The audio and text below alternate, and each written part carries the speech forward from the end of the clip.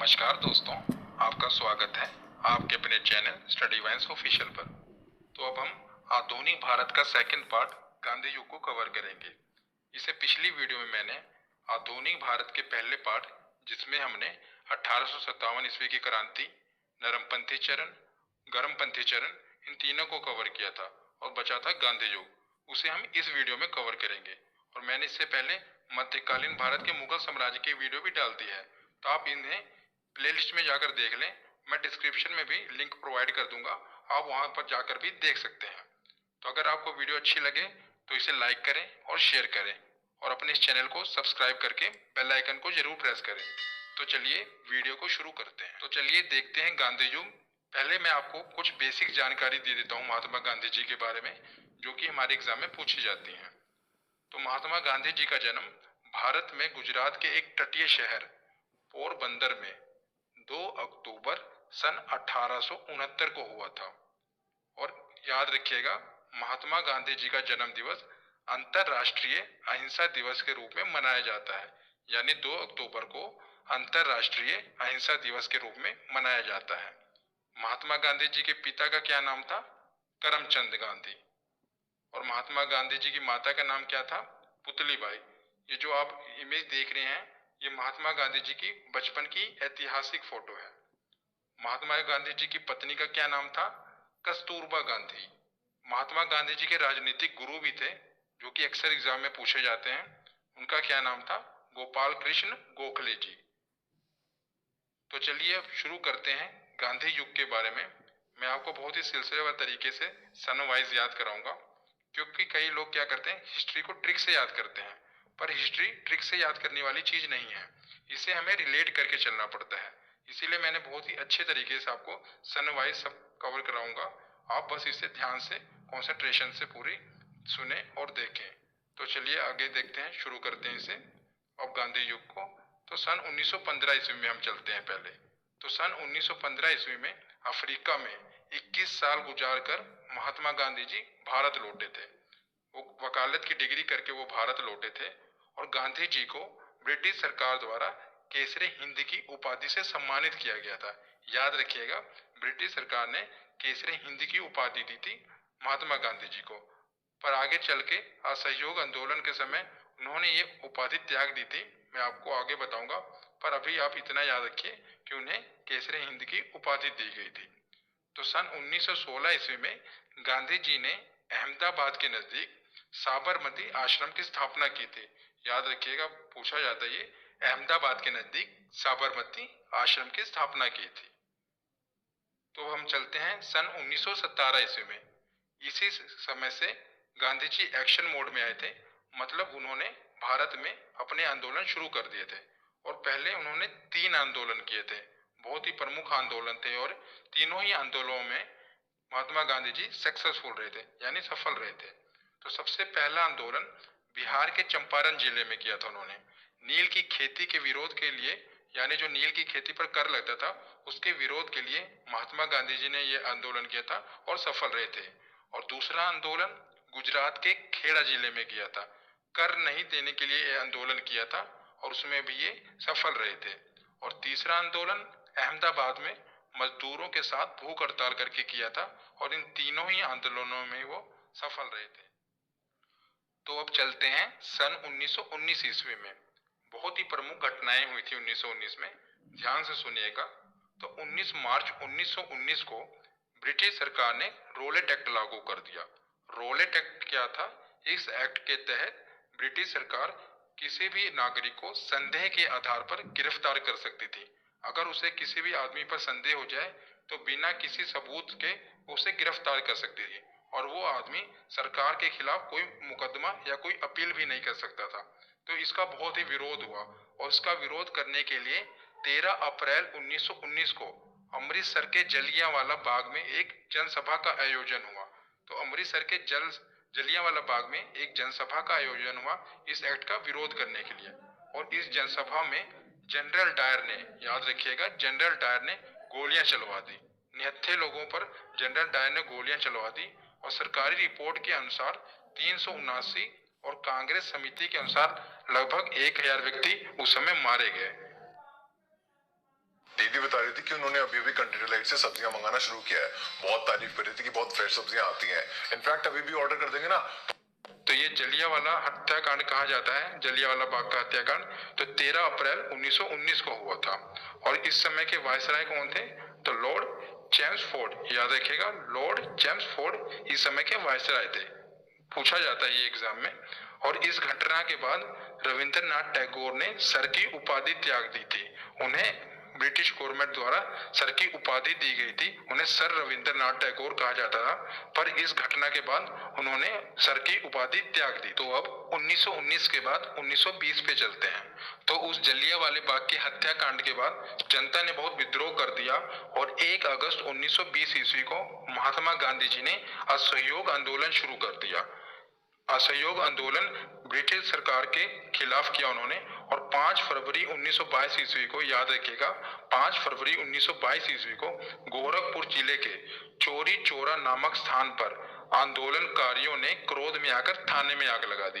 तो जो असहयोग आंदोलन के आंदोलनकारी थे, उन्होंने गुस्से में आकर चोरी चोरा थाने पर आग लगा दी, जिसके कारण क्या हुआ, गांधी जी ने यह आंदोलन स्थगित कर दिया, वहीं पर रोक दिया। क्योंकि गांधी जी अहिंसा के पुजारी थे। जब ये हिंसा हुई तो इस हिंसा के कारण गांधी जी ने अपना ये आंदोलन स्थगित कर दिया। ये चोरी चोरा का ये जो कांड है, ये बहुत ही प्रमुख और महत्वपूर्ण है, आप इसे याद रखिएगा। ये कहाँ पर हुआ था? गोरखपुर जिले में हुआ था। तो उसके बाद हम चलते हैं 1923 ईस्वी में। तो 1923 ईस्वी में मोतीलाल नेहरू और चित्तरंजन दास, इन दोनों ने मिलकर अपनी एक पार्टी बनाई, स्वराज पार्टी। ये भारत में संविधान बनाने के लिए और भारत को आगे आजाद कराने के लिए ये पार्टी बनाई थी। इससे पहले भी मैंने आपको पिछली वीडियो में 3 पार्टियां बताई थी, प्रमुख पार्टियां थी, उसे भी याद रखिएगा। तो ये चौथी पार्टी बनी स्वराज पार्टी, जिसे मोतीलाल नेहरू और चित्तरंजन दास ने बनाया सन 1923 ईस्वी में। तो उसके बाद हम चलते हैं 1923 ईस्वी के बाद 1924 ईस्वी पे। तो 1924 ईस्वी में महात्मा गांधी जी सिर्फ एक बार, याद रखिएगा, सिर्फ एक बार कांग्रेस के अध्यक्ष चुने। और कब चुने गए थे? बेलगांव अधिवेशन में। तो ये कर्नाटक के बेलगांव में अधिवेशन हुआ था, उसमें गांधी जी एक बार अध्यक्ष चुने गए थे कांग्रेस के। तो आगे चलते हैं 1925 ईस्वी में। तो 9 अगस्त 1925 ईस्वी में रेलगाड़ी से ले जाया जा रहा था सरकारी खजाना, काकोरी स्टेशन पर राम प्रसाद बिस्मिल और अशफाक उल्ला खां ने लूट लिया। तो रेलगाड़ी द्वारा जो सरकारी खजाना अंग्रेज सरकार ले जा रही थी, तो उसे राम प्रसाद बिस्मिल और अशफाक उल्ला खां और कुछ दोस्तों ने मिलकर लूट लिया था, जिसे काकोरी कांड कहा जाता है। ये भी बहुत ही प्रमुख है, काकोरी कांड कहा जाता है। पर बाद में सरकार ने इन्हें पकड़ लिया और 1927 ईस्वी में इन्हें फांसी दे दी गई थी। किसे? राम प्रसाद बिस्मिल और अशफाक उल्ला खां को। तो अब हम चलते हैं सन 1927 ईस्वी में। तो भारत का संविधान बनाने के लिए साइमन कमीशन की नियुक्ति की गई और इसने 3 फरवरी 1928 को भारत में प्रवेश किया।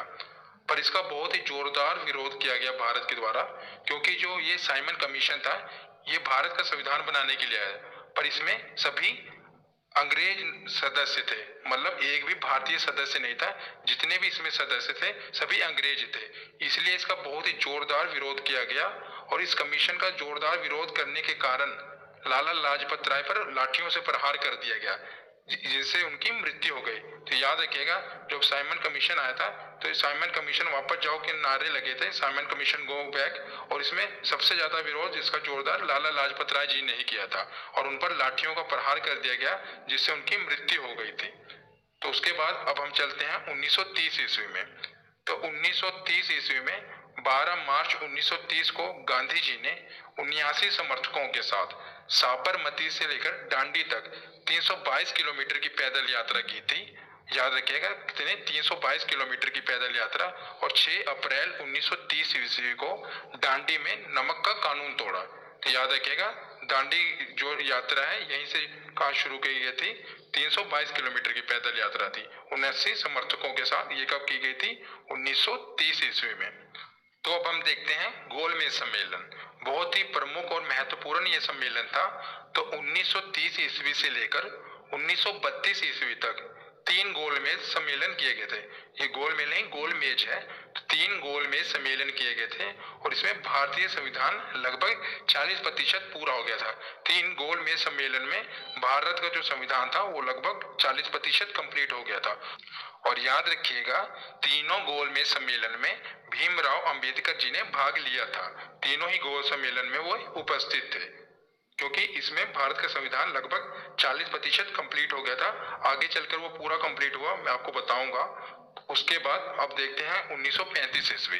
तो 1935 ईस्वी में भारत सरकार सुधार अधिनियम पारित किया गया, जिसमें सांसदों की सीटें निर्धारित की गई। पर इससे जो मुस्लिम वर्ग था वो काफी निराश था, वो इससे संतुष्ट नहीं था। इसीलिए 1940 में आगे चलकर मोहम्मद अली जिन्ना ने अलग पाकिस्तान बनाने की मांग कर दी। मोहम्मद अली जिन्ना ने असंतुष्ट होकर अलग पाकिस्तान बनाने की मांग कर दी। और ये भी बहुत महत्वपूर्ण है, याद रखिएगा, जो पाकिस्तान का नाम है, जो ये पाकिस्तान शब्द है, ये किसके द्वारा दिया गया है? तो ये चौधरी रहमत अली ने दिया था। पाकिस्तान नाम चौधरी रहमत अली ने दिया था। ये बहुत बार एग्जाम में पूछा गया है। तो 1940 के बाद अब हम चलते हैं 1942। तो 1942 ईस्वी में गांधी जी ने भारत छोड़ो आंदोलन की शुरुआत की थी। तो मैं आगे आपको एक पेज पर जितने भी गांधी जी ने महत्वपूर्ण आंदोलन किए थे प्रोवाइड कर दूंगा, आप उसका स्क्रीनशॉट ले लेना। अभी हम इसे क्रम वाइज पढ़ते हैं। तो 1942 ईस्वी में गांधी जी ने भारत छोड़ो आंदोलन की शुरुआत की थी तथा भारत छोड़कर जाने के लिए अंग्रेजों को मजबूर किया था। तो यही वो समय था, यही वो आंदोलन था जिस समय पूरे भारत में एक संगठन सा बन गया था और अंग्रेजों को मजबूर कर दिया गया था भारत छोड़ने के लिए। तो 1942 के बाद अब आते हैं 1946 ईस्वी में। तो 1946 ईस्वी में कैबिनेट मिशन में, तो इस मिशन के अंतर्गत भारत का जो संविधान था वो पूरा बनकर तैयार हो गया। तो 1946 में भारत का संविधान पूरा बनकर तैयार हो गया। और 1947 ईस्वी में लॉर्ड माउंटबेटन भारत आया और लॉर्ड माउंटबेटन योजना के अनुसार भारत और पाकिस्तान दोनों अलग अलग देश बना दिए गए और दोनों ही देशों के बीच में एक सरहद रेखा खींच दी गई और दोनों देशों को बांट दिया गया। और भारत पाकिस्तान की जो रेखा है इसे क्या कहा जाता है? रेड क्लिफ रेखा। तो जो भारत पाकिस्तान की रेखा है इसे रेड क्लिफ रेखा भी कहा जाता है। तो चलिए अब देखते हैं महात्मा गांधी जी के जो प्रमुख आंदोलन थे। आप इसके स्क्रीनशॉट ले लें, हम थोड़ा पढ़ लेते हैं इसके बारे में। पहले चंपारण सत्याग्रह हुआ था 1917 ईस्वी में, फिर खेड़ा सत्याग्रह 1918 ईस्वी में, अहमदाबाद मिल मजदूर आंदोलन हुआ था 1918 ईस्वी में, उसके बाद खिलाफत आंदोलन 1920 ईस्वी में, असहयोग आंदोलन 1920 ईस्वी में, नमक आंदोलन जिसे सविनय अवज्ञा आंदोलन भी कहते हैं 1930 ईस्वी में, भारत छोड़ो आंदोलन हुआ था 1942 ईस्वी में। तो ये कुछ प्रमुख आंदोलन थे महात्मा गांधी जी के। यहीं पे वीडियो कंप्लीट होती है। अगर आपको ये वीडियो अच्छी लगे तो इसे लाइक और शेयर जरूर करें और ऐसे ही वीडियो के लिए अपने चैनल को सब्सक्राइब करके बेल आइकन प्रेस करना ना भूलें।